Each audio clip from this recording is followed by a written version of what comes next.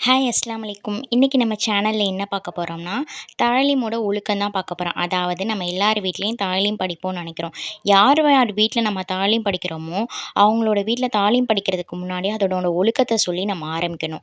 யார் யார் வீட்டில் தாலீம் படிக்கலையோ, இன்ஷா அல்லாஹ் அவங்க தாலீம் படிக்கிறதுக்கு முயற்சி செய்யுங்க. அதாவது தாலீமோட நோக்கம் என்னென்னா, குர்ஆன் ஹதீஸ்களை கேட்டு அல்லாஹுவின் அச்சமும் அமல் செய்யும் எண்ணமும் உண்டாக வேண்டும். தாலீமோட சிறப்பு என்னென்னா, 1000 ரக்காயத் நஃபில் தொழுவதை விடவும், 1000 நோயாளிகளை நலம் விசாரிப்பதை விடவும், 1000 ஜனாசாக்களை பின்தொடர்ந்து செல்வதை விடவும் சிறந்தது.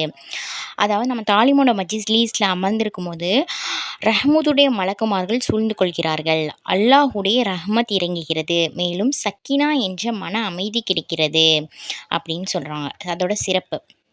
அல்லாஹ் தாலா தன்னுடைய நெருக்கமான மலக்குமார்களிடம் தாலீம் மஜ்லிஸில் அமர்றவங்கள பற்றி ரொம்ப பெருமையாக அந்த மலக்குமார்கள்ட்ட சொல்கிறான். எந்த மனிதர் தீனுடைய வார்த்தையை கேட்டு அதன்படி செயல்பட்டு மற்ற மனிதர்களுக்கு எத்தி வைப்பாரோ அவருடைய வாழ்க்கையை அல்லாஹ் செழிப்பாக்கி வைப்பானாக. ஆமீன். தாலீம்னோட இப்போ நோக்கம் பார்த்துட்டோம், சிறப்பு பார்த்துட்டோம். அதில் எப்படி நம்ம அமரணுங்கிறத பார்க்கணும்ல.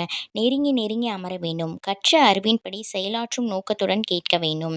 கேட்கக்கூடிய நல்ல விஷயங்களே நம்மிடம் இருந்தால் அல்லாஹுக்கு நன்றி செலுத்த வேண்டும். நம்மிடம் அந்த விஷயம் இல்லை என்றால் செயலாற்றும் எண்ணத்துடன் கேட்க வேண்டும். பொழுதுபோக்குற நோக்கத்தில் நம்ம தாலீமில் எப்போவுமே உட்காந்துருக்கக்கூடாது.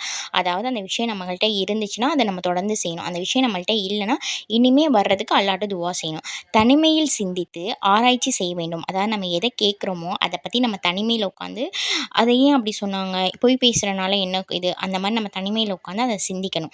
பொழுதுபோக்கு நோக்கத்துடன் கேட்கக்கூடாது. மற்றவர்களின் குறைகளை கண்டறியும் நோக்குடன் கேட்கக்கூடாது. அதாவது நம்ம அந்த தாலீம் மஜ்லிஸில் உட்காந்துக்கிட்டு அது யார் என்ன பண்ணிகிட்ருக்கா, அவங்க என்ன பண்ணிகிட்ருக்கா அப்படின்னு அவங்களோட குறைகளை நம்ம பார்க்கக்கூடாது. ஓகேவா? அந்த மாதிரி நம்ம உட்காரணும். நெக்ஸ்ட் தாலீமில் உட்காரும்போது ஒழுவுடன் அமர்வது சிறந்தது. கேட்கக்கூடிய விஷயங்களை எத்தனை முறை கேட்டாலும் ஆர்வத்துடனும் ஆசையுடனும் கேட்க வேண்டும். கேட்டவை நம்முடைய அமல்களில் வருவதற்கு அல்லாஹ்விடம் துவா செய்ய வேண்டும். மரம் செடிகள் வளர்வதற்கு தண்ணீர் ஊற்றுவது எவ்வளவு அவசியமோ அதுபோல் அமல்களில் தாலீம் அவசியம். இதுலேருந்து நம்ம கேட்டதுலேருந்து இனிமேல் நம்ம யார் யார் வீட்டிலலாம் தாலீம் படிக்கலையோ அவங்க வீட்டிலலாம் இனிமேல் நம்ம தாலீம் படிக்கிறதுக்கு முயற்சி செய்யணும் இன்ஷா அல்லாஹ். இந்த சேனலில் பேசின தாலீமோட ஒழுக்கம் உங்களுக்கு பிடிச்சிருந்துச்சுன்னா லைக் பண்ணுங்கள், ஷேர் பண்ணுங்கள், கமெண்ட் பண்ணுங்கள், சப்ஸ்கிரைப் பண்ணுங்கள். தேங்க்யூ டு ஆல் ஃபார் வாட்சிங் மீ. தேங்க்யூ.